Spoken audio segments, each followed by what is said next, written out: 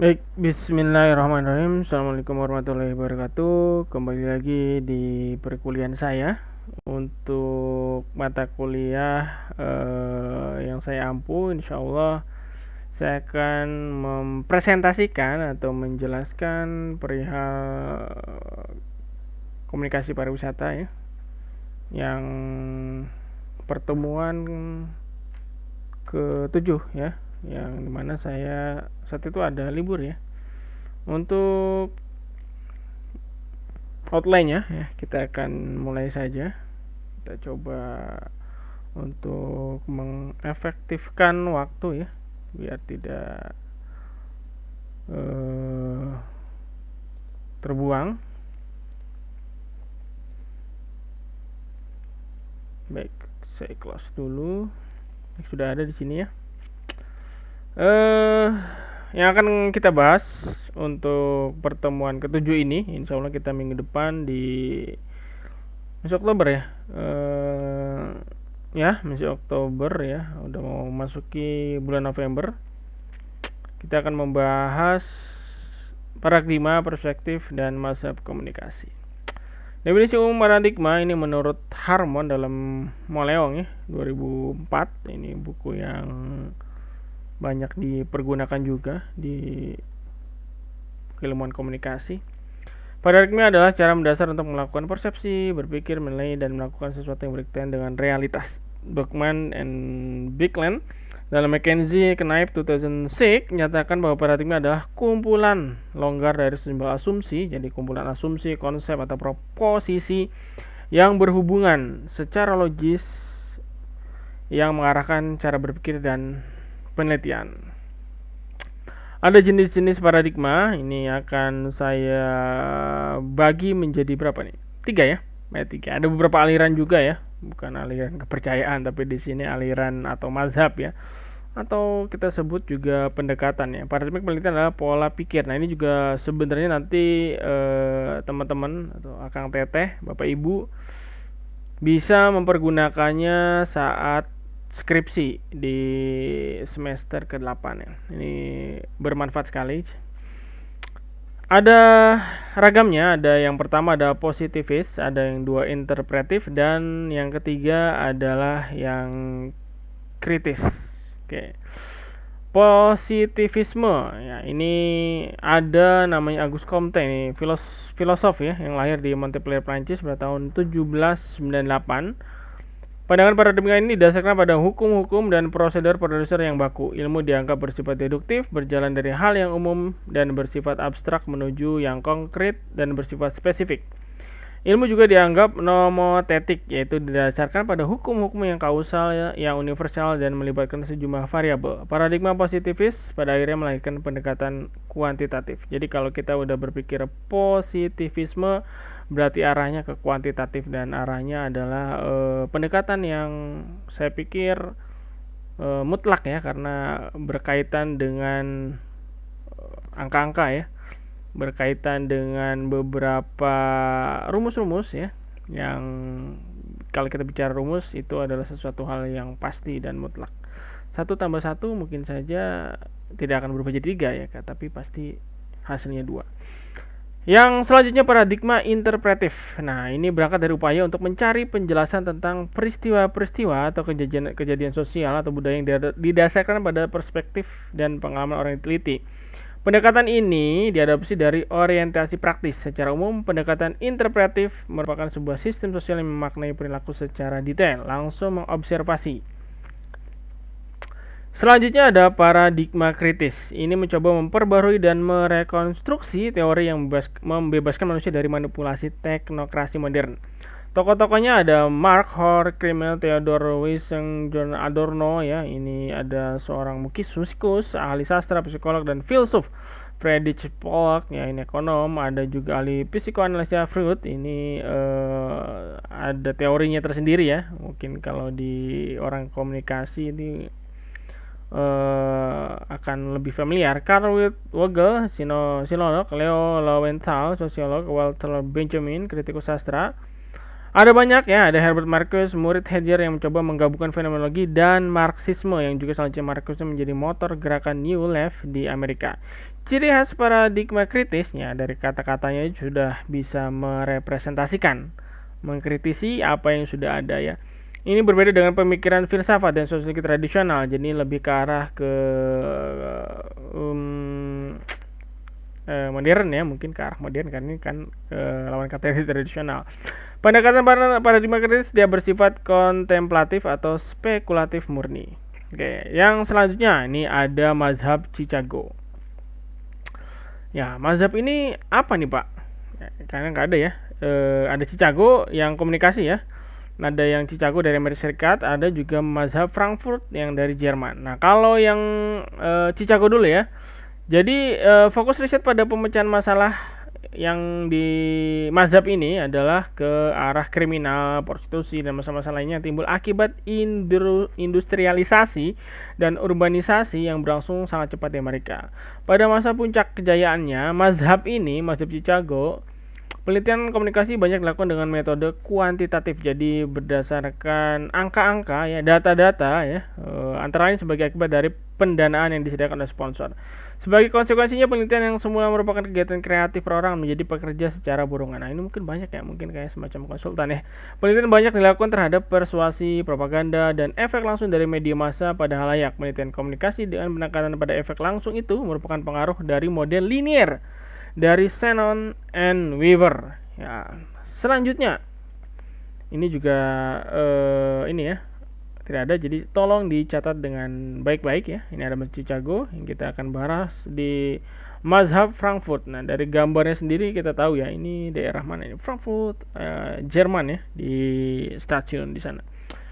Jadi kalau mazhab Frankfurt ini berasalnya dari Jerman, kalau yang tadi dari Amerika. Ini dinamakan penelitian kritik, critical research, yang menampilkan teori komunikasi kritik. Aliran Frankfurt atau sering dikenal dengan mazhab Frankfurt.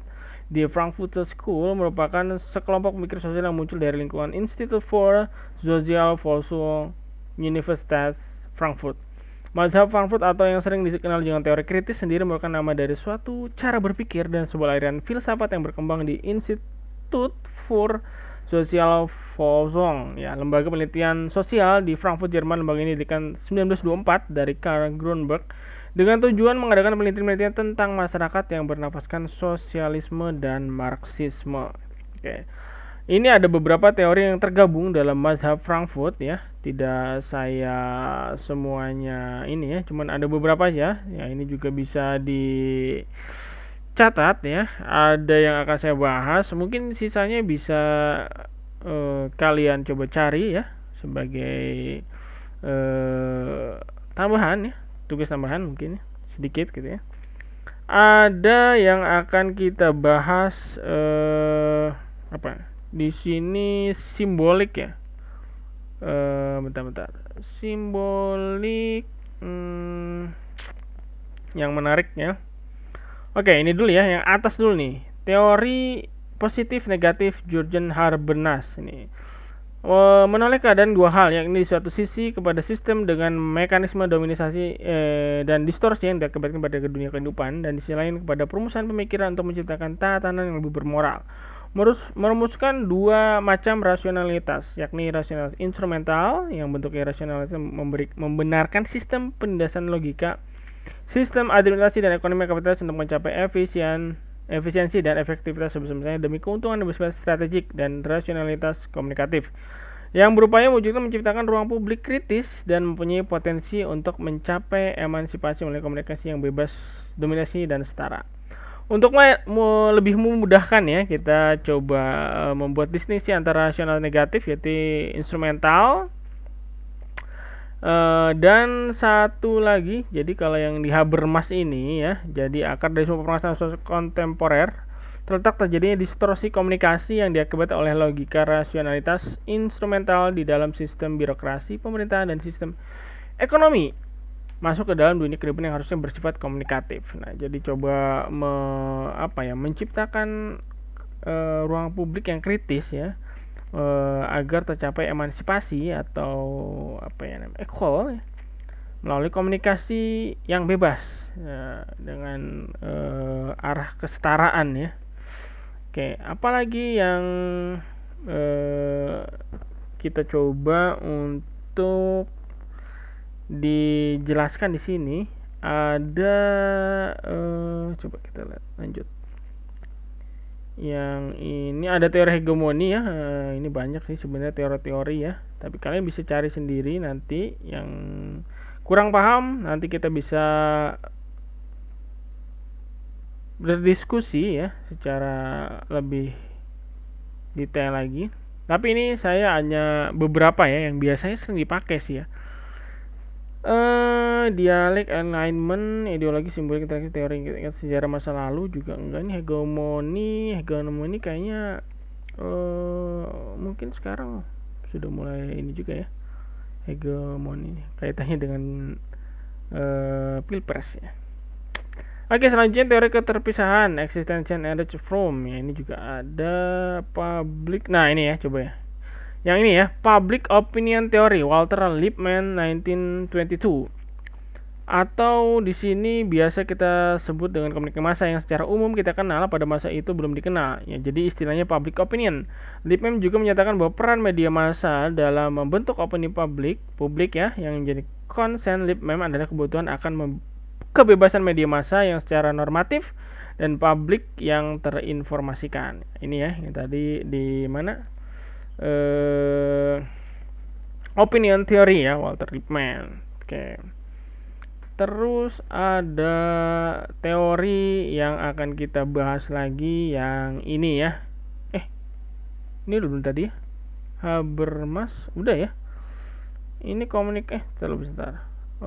Jurgen Habermas. Oke, ini juga masih sama ya. Cuman di sini ada teori tindakan komunikatif. Jadi action theory, komunikatif action theory menyatakan adanya situasi ideal speech situation yang mungkin manusia melakukan komunikasi secara terbuka dan setara sebagai basis bagi terciptanya kesungguhan, sincerity, kejujuran, truthfulness, dan interaksi yang intelektual, intelligibility ya, intelligibility.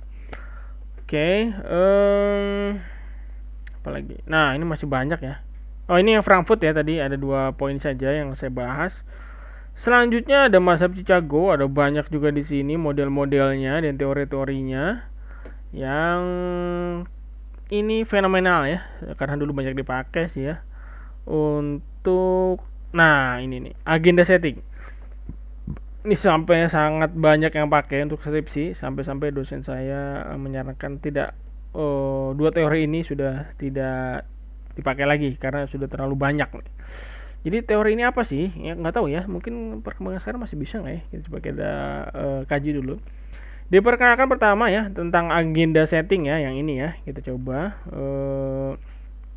Malcolm D. L. Shaw 1972. Asumsi teorinya adalah bahwa jika media memberikan tekanan pada suatu peristiwa, maka media itu akan mempengaruhi khalayak untuk menganggapnya penting. Jadi apa yang dianggap penting media, maka penting juga manusia. Nah, kayak sekarang ya, mungkin kayak banyak berita-berita yang selalu di blow up oleh media, jadi menganggap masyarakat itu hal yang penting ya.